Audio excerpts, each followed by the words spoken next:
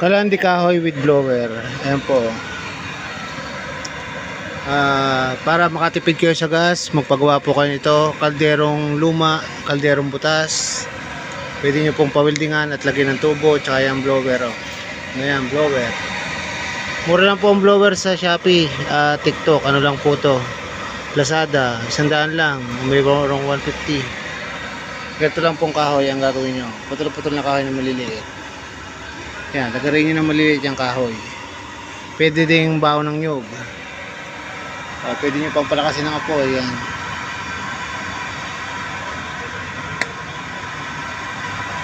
Yan. Malakas. Matipid po yan at madali kayong makakaluto. Gaya yan. Ayun, nakulo na agad. Adidas. Niluluto ko yung Adidas na adobo. Oh. Madali po kayo makakaluto kapag ganito ang gamit nyo.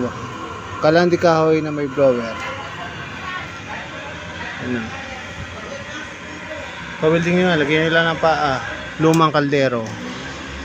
Para sa hirap ng buhay ngayon, kailangan natin magtipid. Baon ng nyog, kahit bunot ng nyog, malingas din po yan. Pwede nyo gamitin. Ayan. Kalandi kahoy na may blower. Sirang kaldero lang. Pwede kayo magpagawa nito sa mga welding shop.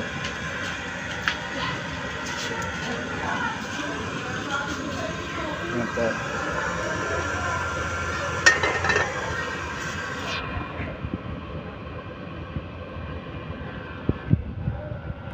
Kalandi kahoy na may blower. Yan, maligas po ang apoy. Kahit di uling pwede nyo gamitin.